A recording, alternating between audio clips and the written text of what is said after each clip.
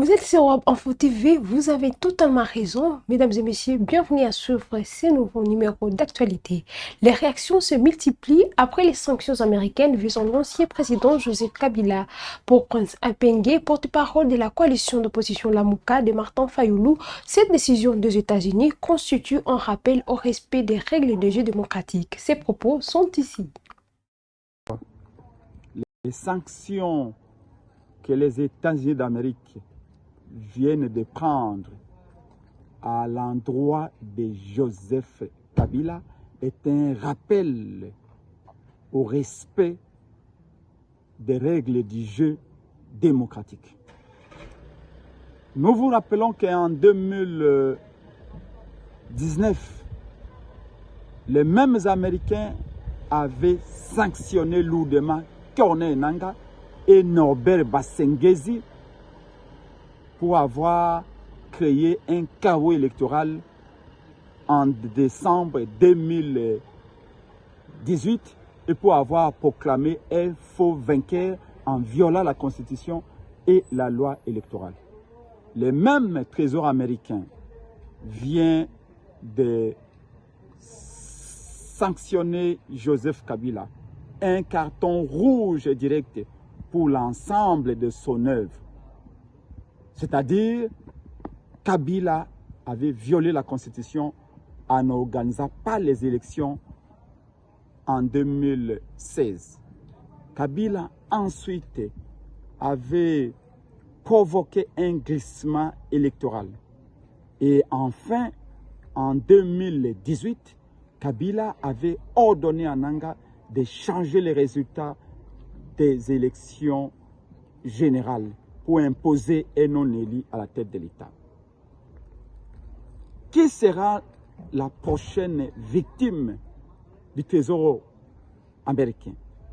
Qui sera le prochain qui sera sanctionné par les États-Unis d'Amérique? L'Amérique tient à la démocratie et au respect des règles démocratiques. Au vu de l'entêtement de M. Félix Tshisekedi et de son entourage à violer la Constitution, à déchirer la Constitution, à bafouer les règles du jeu démocratique à la veille des élections de 2028, l'Amérique aura certainement une main lourde pour sanctionner M. Félix Tshisekedi et son régime qui veulent marcher sur la volonté du peuple. La Mouka et l'ADD Congo rappellent à tous que la stabilité du Congo, l'unité, la cohésion de ses enfants passeront par le respect des règles démocratiques. Nous prenons acte des sanctions, mais nous demandons à l'Amérique de rester vigilant quant au respect des règles du jeu démocratique. Comme le rappelait Henry Kissinger, l'ancien secrétaire d'État américain, l'Amérique, il est dangereux d'être l'ennemi de l'Amérique, mais il est encore fatal d'être son allié ou son ami. L'Amérique n'a pas d'amis, n'a pas d'alliés internels. L'Amérique tient aux règles démocratiques, au respect de la Constitution et des lois du pays. De son côté, l'archevêque Évariste Idibaya Mapia de l'Église du Réveil du Congo, ces mesures constituent une réponse à la prière. Il estime qu'elle pourrait dissuader les acteurs impliqués dans la déstabilisation de l'Est du pays et ouvrir la voie à un retour de la paix. On l'écoute. C'est de dire les différentes voies qui puissent être utilisées afin que la guerre cesse, que les morts ne meurent plus. Nous pouvons dire c'est la réponse de nos prières. Si quelqu'un prend l'argent de la République pour combattre la République, et nous disons que ça ne peut pas se faire de cette manière-là, et lui, il a été président dans ce pays, et donc il ne peut pas se tourner contre le même pays qu'il a dirigé pendant des 2 décennies. Voilà.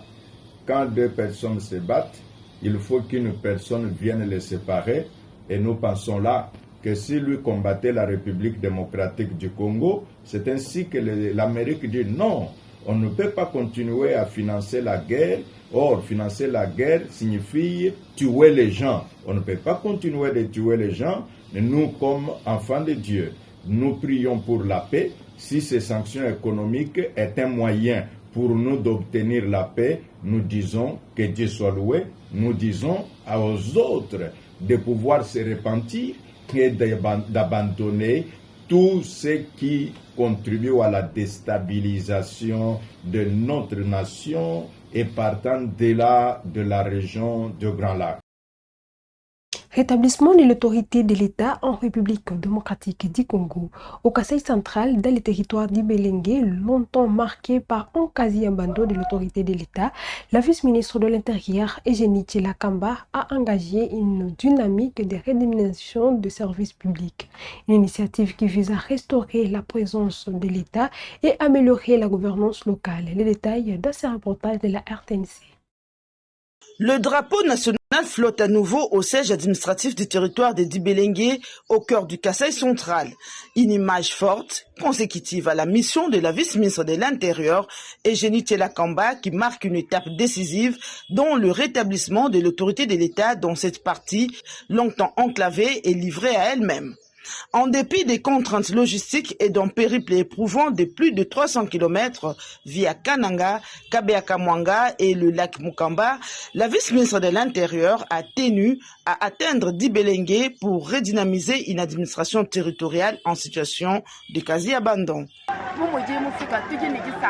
En tout cas, nous tenons à remercier le chef de l'État qui a honoré notre territoire de Dibelenge ces jours. C'est la première fois de recevoir un ministre national de l'Intérieur venu pour redynamiser la territoriale. Sincèrement, l'administration locale était presque inexistante. Sur place, outre la tenue du Conseil local de sécurité, Eugénie Tshilakamba a communié avec la population de Mukamba. Au centre de son message, la réconciliation entre communautés, considérée comme le socle des retours durables de l'autorité de l'État. Porteuse du message du président de la République, Félix-Antoine Tshisekedi Tshilombo, elle a réaffirmé l'engagement des autorités nationales à désenclaver les territoires de Dibelenge, désormais inscrits parmi les priorités stratégiques. Élection à la Fédération congolaise de football association. Le processus entre dans une phase décisive. Sur 9 candidatures enregistrées à la présidence, seules 3 ont été provisoirement retenues par la commission électorale, tandis que 6 autres sont recalées pour des irrégularités de forme. Parmi elles, celle de Shabani Nonda et Aziz Makoukoula. Des recours sont entendus avant la validation définitive de la liste de candidats. Les précisions dans cet élément. La Fédération congolaise de football association entre dans une phase décisive de son processus électoral. La commission électorale a rendu publique la liste provisoire des candidats au prochain comité le vendredi 1er mai 2026. Après avoir accusé réception de toutes les 9 candidatures déposées au poste de président de la Fédération congolaise de football association, la commission électorale a annoncé la non-recevabilité de 6 d'entre elles. Celles les candidatures de l'ancien secrétaire général de la CAF, Véron Mosengo, Bosco Mouéou, le président honoraire de la Ligue nationale de football, et Jean-Didier Massamba ont été retenues. Ainsi, en attendant de nouveaux recours, les candidatures de Chris Shabani Nonda, Aziz Makoukoula, Jean-Claude Moukanya, Jamax Mayaka et Réni Patou Mangenda, ainsi que Kevin Issa sont provisoirement rejetées. Plusieurs raisons de forme sont évoquées. Pour ce qui est de Shabani Nonda, l'ancien capitaine de la sélection congolaise qui est très réclamé par le peuple congolais, les problèmes se situent au niveau de sa mouture. 3 des 15 membres de sa liste ont vu leur dossier être validé. Quant à l'ancien international portugais Aziz Makoukoula, il lui est reproché le non-respect du quota féminin, qui est obligatoire selon les prescrits du statut de la Fédération congolaise de football association. Les recours des 6 candidatures rejetées provisoirement sont attendus, faute de quoi ce rejet sera définitif. À présent, changeons de chapitre. à Kinshasa vivent émotion après l'attaque de la paroisse Saint-Ophile à Kimbeseke. Le cardinal Fridolin Ambongo dénonce une faille sociale à un échec de l'État, pointant du doigt la mauvaise gouvernance comme taureau de la violence. L'archevêque de Kinshasa appelle également à s'interroger sur les causes profondes et à conduire les auteurs présumés à passer à l'acte. Suivez ses propos. Nauti kuna nalimete koya ipana bino awa naleki nzela ya mokali mawa mpe toloba te tozali na Kinshasa mawa mingi mpona koloba te responsabilité ezali bana wana kasi responsabilité ya monene ezali nde biso bato tobiangemi bakonzi mpe tosengelaki kosalisa bana wana bakoma na nivo wana te. Likambo ya boye soko esalemi na quartier na ndako nzambe contre banganga nzambe contre basaleli banzambe bayango, c'est un échec pour la société. C'est une faillite sociale oya ekolo ya biso. Tokosambela mpe mpo ya bana wana. D'une certaine manière, bango pe bazali ba victime ya pasi oyo biso banso tozali kobi. Bango pe bazali ba victime. Atako basali eloko oyo biso tozali ko regretter, mais tomituna bakomi na niveau wana pona nini. C'est le sous-produit de la médiocrité de notre société. C'est le sous-produit de la mauvaise gouvernance du pays. Yango wana tokomi na niveau oyo lelo tozali kolela mai ya biso. Totia nde manson na maboko mansa. Na niveau ekolo ya biso ekomi na yango lelo nzambe nde ya kosalisa biso pote tobima na pasi. Totia nde na nsambo oyo biso tokoki tokosala yango. Kasi toyebi te na makasi ya biso moko peut-être tokoka te. Yango wana totia nde na nsambo. Nzambe nde mobateli wa biso. Soki lelo bazali na bomoi elingi koloba te nzambe nde abateli bango. Tosambela mpe ya ekolo ya biso, ekolo ekomi na likama, pote ye moko nzambe apesa biso mayele masika, apesa biso makanisi masika, mpe toluka boni biso banso tokoki kobimisa ekolo ya biso na pasi na bosambulu na niveau oyo mboka na biso ekomi na yango. À Kanyama Kasese, un hôpital ultramoderne baptisé au nom de la première dame, Denise Nyakeru Tshisekedi, il sort des terres sur le site du service national. Sa construction a été assurée par Doncier Koulouna, converti en ouvrier du bâtiment sous l'encadrement des autorités militaires. Cet établissement sera inauguré dans les prochains jours par les couples présidentiels. Reportage. Depuis le ciel des Kanyama Kasese, une signature nouvelle se dessine dans le paysage. L'hôpital Mama Denise Nyakeru Tshisekedi. Au milieu des terres qui nourrissent la nation, cette infrastructure moderne capte le regard. Ici, au cœur de la plus grande ferme agricole du pays et centre de formation par excellence, une vision a pris forme. Celle d'un développement qui ne se limite pas à produire, mais qui protège et valorise la vie humaine. Connu de tous, Kanyama Kasese incarne déjà la discipline, la transformation et la performance.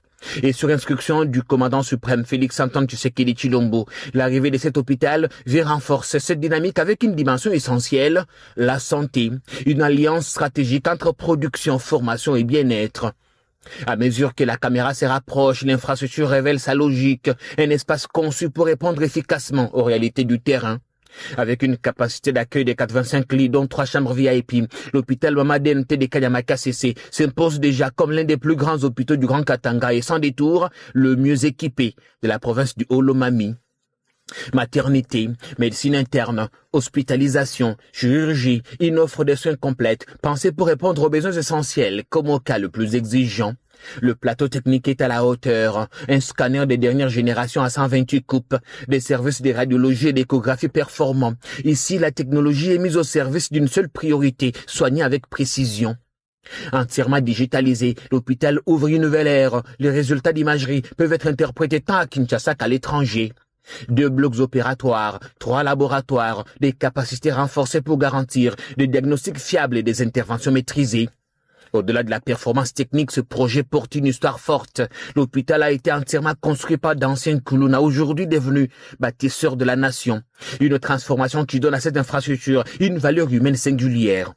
Équipé par la fondation Lona de la distinguée première dame Denise Nyakero Tshisekedi, l'hôpital porte son nom, symbole d'un engagement concret en faveur du social. Les travaux, lancés en octobre 2024, se sont achevés en avril 2026, 1 an et 6 mois pour transformer une vision en réalité. Initialement conçu pour les agents, cadres et bâtisseurs du service national, l'établissement est aujourd'hui ouvert à toute la population. Derrière cette transformation, il y a une méthode et une volonté, celle des hommes de terrain, qui avancent avec clarté et détermination. Le lieutenant-général Jean-Pierre Kassongo Kabouik incarne cette dynamique en mettant en œuvre avec précision et constance la vision du président de la République. Et la transformation ne s'arrête pas là. À quelques pas d'ici, la cité moderne Mandala complète ses dispositifs.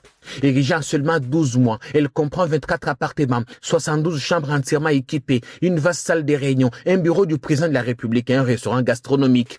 Un cadre conçu pour accueillir les grandes rencontres nationales, conseils des ministres, conférences des gouverneurs et autres.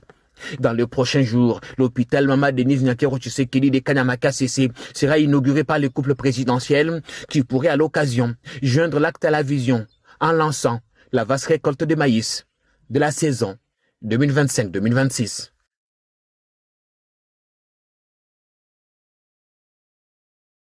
Terminons en musique. 20 ans après ses débuts en carrière solo, Fally Ipupa s'apprête à écrire une nouvelle page de sa carrière. L'artiste congolais investit le 2 et 3 mai 2026 le mythique Stade de France pour 2 concerts exceptionnels, dont une première date déjà complète. Un événement majeur qui consacre son association internationale et célèbre 2 décennies de succès. Fally Ipupa franchit un cap historique. Les samedis 2 et dimanche 3 mai 2026, l'artiste congolais investit les mythiques Stades de France pour des concerts exceptionnels célébrant ses 20 ans de carrière. Une double date événement dont la première affiche déjà complet, symbole d'un parcours hors norme et d'une popularité qui dépasse largement les frontières africaines. C'est une première pour celui que ses fans surnomment Dicap la merveille. Après avoir marqué les esprits en 2023 à la Paris La Défense Arena, Fally Ipupa accède désormais à la plus grande scène de France, confirmant son statut d'ambassadeur majeur de la musique congolaise à l'international. Des Bandalungwa à Kinshasa jusqu'aux capitales mondiales, son ascension tient autant du travail acharné que d'une vision artistique affirmée. En 2006, lorsqu'il quitte le quartier latin international pour lancer droit chemin, Fally Ipupa fait les paris risqués d'une carrière solo durable.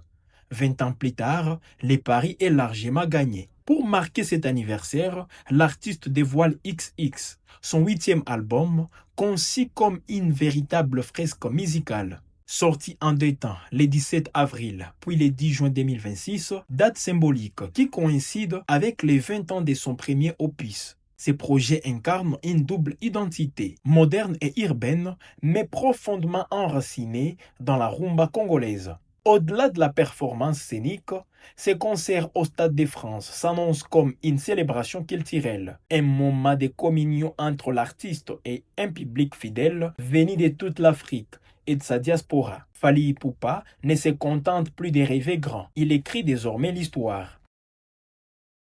Mesdames et messieurs, c'est par ces reportages sur le concert de Fally Ipupa que nous mettons fin à cette édition d'actualité. Merci de rester connectés pour la suite des actualités. Merci de liker, commenter et partager. Si c'est votre première fois de nous suivre, veuillez vous abonner à la chaîne. Bon week-end chez vous.